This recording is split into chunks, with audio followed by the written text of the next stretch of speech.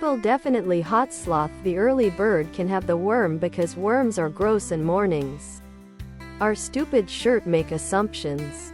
Especially if they are from an ordinary family who didn't have any money issues.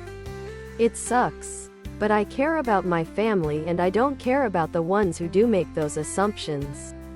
I'm 33 and just moved home last week. I got laid off in March and my unemployment just ran out, so I couldn't afford my expensive ass apartment in DC anymore.